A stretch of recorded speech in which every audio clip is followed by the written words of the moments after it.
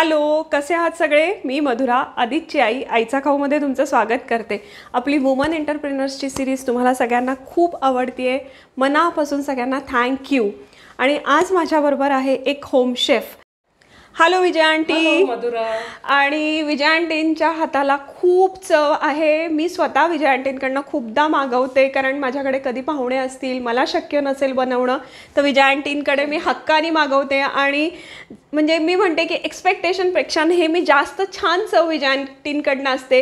आणि जो पदार्थ आवर्जून माझ्याकडे मागवला जातो ते आज आपण मँगलोरियन पदार्थ, केरलाईट पदार्थ म्हणू शकतो. अप्पम, स्टू आणि त्याच्यासोबतच्या चटण्या. मला स्वतःला विजय आंटींची स्पेशालिटी वाटते, कारण त्या अतिशय सुंदर लुसलुशीत अप्पम करतात. स्टूची पण चव अप्रतिम असते.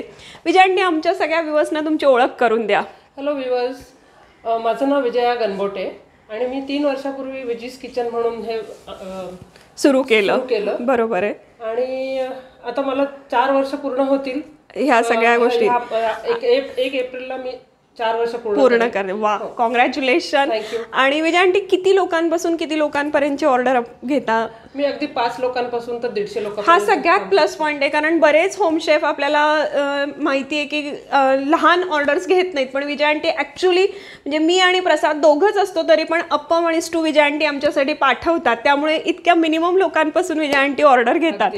आणि विजय आंटी, स्पेशालिटी काय आहे तुमची? माझी स्पेशालिटी आहे दहीवडा. अरे वा. अप्पम आणि बिर्याणीज. अच्छा, वेगवेगळ्या.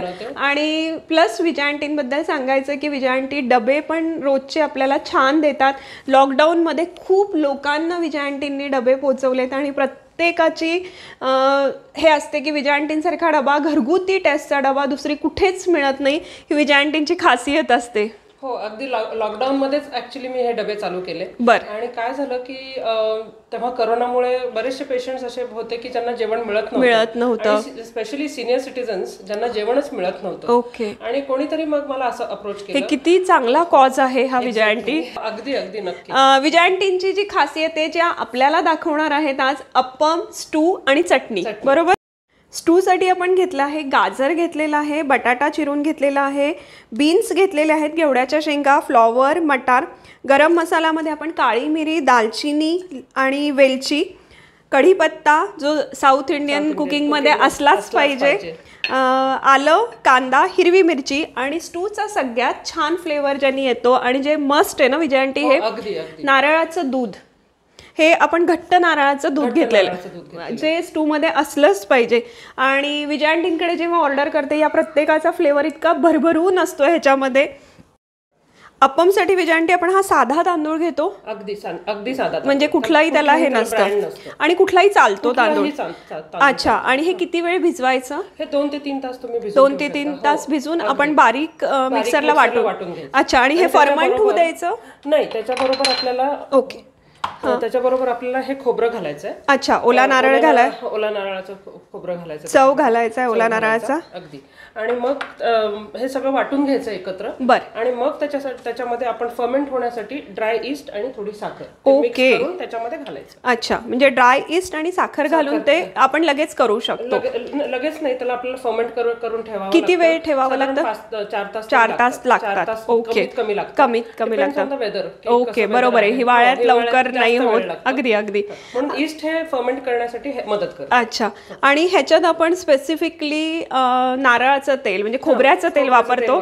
वा. पण तुमचं जेव्हा असतं की तेव्हा असं त्या म्हणजे काय म्हणतो ना, टिपिकल खोबऱ्याच्या तेलाचं हे नाही वाटत भपका, एकदम छान माइल्ड चव असते त्याची. लागतं त्याच्यामध्ये. अच्छा. कसं आहे ना की it is a healthy food. त्याच्यामध्ये तेलाचा वापर फार कमी होतो. हे एक हेल्दी कुझिन आहे.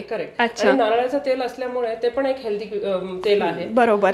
आणि साऊथ इंडियामध्ये सगळीकडे नारळाचं तेलच वापरतात. बरोबर आहे. आणि ह्याची कन्सिस्टन्सी कशी असते विजय आंटी? फर्मेंट करून आणलेले. बरोबर. आणि ही डोसासारखी कन्सिस्टन्सी असते. ओके, डोसासारखी. आणि त्याच्यामध्ये ते बनवण्यासाठी आपल्याला एक स्पेशल कढई लागते. अप्पम पात्र म्हणतात ह्याला. वा. आणि ह्याच्यामध्ये आपण मस्त आहे. बरोबर. तुमच्याकडे जर नसेल ही, तर तुम्ही साधी कढई सुद्धा, कढईमध्ये, नॉनस्टिक कढईमध्ये तेल लावून ठेवा थोडा वेळ आणि मग त्याच्यामध्ये करू शकता. चालेल. सुरू करायचं आपण. आधी आपण स्टूला काय घेतो विजय आंटी? हे खोबऱ्याचं तेल आहे. बरोबर. साधारण 1 चमचाभर खोबऱ्याचं तेल घेतलंय. बरोबर. त्याच्यानंतर मी इथे काही गरम मसाले घालतेय. हो. त्याच्यामध्ये दालचिनी, विलायची आणि काळी मिरी. बरोबर. ते घातल्यानंतर आपण कांदा घालायचा. म्हणजे ही फोडणी झाली आपली. आहा, नारळाच्या तेलाचा मस्त स्मेल आला विजयांडे. अगदी एक म्हणजे साऊथ इंडियन कुझिनचे जे एकदम. आणि मग आपण कढीपत्ता घातला त्याच्यामध्ये फोडणीसाठी. मग आपण थोडा कांदा घालूया त्याच्यामध्ये.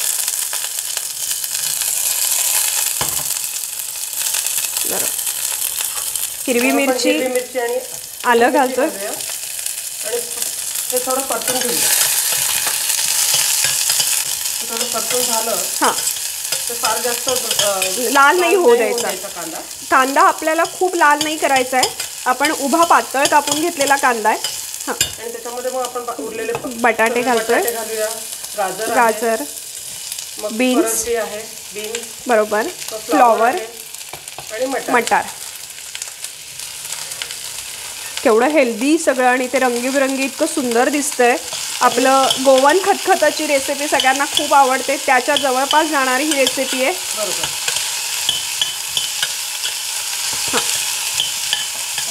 आलं घालायचं. आणि तुम्हाला हवं असेल थोडं तिखट वगैरे हवं असेल तर तुम्ही तिथे तळ्यामध्ये. पण मला वाटतं ह्याची टेस्ट माइल्डच छान लागते.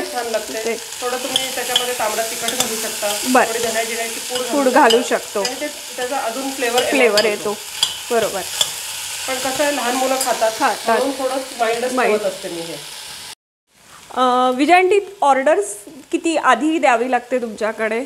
मी ऑर्डर जितक्या लवकर मिळतात तितकं बरं असतं. हो, म्हणजे तयारीला. बरोबर. पण असे पण ऑर्डर असतात जे मला अगदी रात्री सांगतात आणि मला सकाळी हवं. ते आमच्यासारखी लोक असतात की विजयांटी उद्या अप्पम आणि स्टू पाहिजे.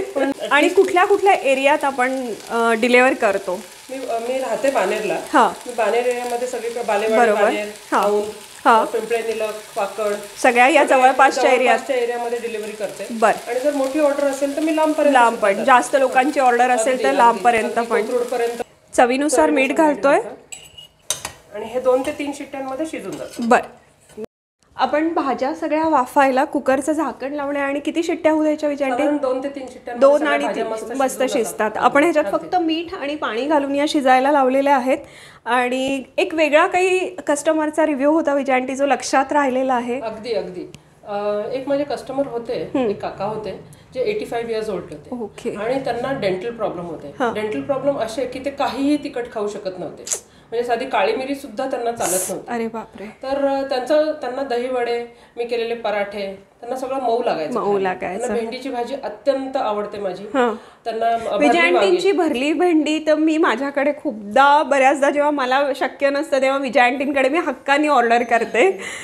आणि त्यांना तर ते माझ्याकडनं जेवण ऑर्डर करायचे. आणि त्यांचं नेहमी असं असायचं की त्यांनी खूप साऱ्या लोकांना सांगितलं की ते अगदी स्पेसिफाईड जेवण देतात. आणि ही विजयांटींची स्पेशालिटी आहे की ज्याला जसं हवं त्या सगळ्या स्पेसिफिकेशन्सनी विजयांटी डिलिव्हर करतात. अप्पम करायला घ्यायचं. हो, नक्की. अप्पमचा हा वेगळा पॅन आहे आणि याला आपण गरम करायला ठेवतोय. याला थोडंसं, हा नॉनस्टिक पॅन आहे विजयांटी, बरोबर? हो, अगदी एक थेंब तेल लागतं त्याला. एकदा लावलं की मग परत लावायची गरज पडत नाही त्याला. आणि हा छान तापून घ्यायचा. तापून घेतला की त्याला थोडंसं बाजूला करायचं, कारण की या छोट्या छोट्या गोष्टी लक्षात ठेवा. आपण थोडासा पॅन बाजूला घेतलेला आहे. त्याच्यामध्ये साधारण 2 चमचे बॅटर घालायचं. आणि हे असं छान, हे प्रॅक्टिसनी होत असेल ना विजयांटी? अगदी. जर तुमचं बॅटर छान झालं असेल तर मस्तच होतात अगदी. म्हणजे मला असं वाटेल की ते माझ्या हातातून पडतंय की काय, पण विजयांटी इतक्या व्यवस्थित ते करताहेत. आणि हे असं झाकून ठेवूया आपण.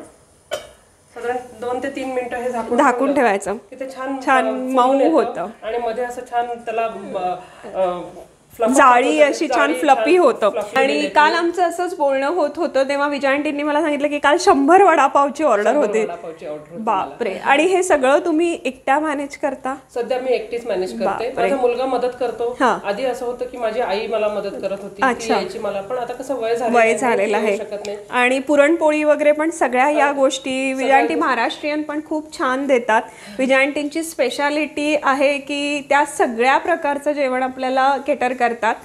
आणि या सगळ्या डिलेवरी आपल्याला जर ॲडिशनल चार्जेसवरती आपण लांबपर्यंत देऊ शकतो. बरोबर. आपली 1 शिट्टी झाली आणि इकडे अप्पम होतोय. वा, त्याला किती सुरेख जाळी पडलेली आहे. हो, कारण ते जे पीठ आहे ते छान फर्मेंट झालेलं आहे, त्यामुळे त्याला छान जाळी पडलेली आहे.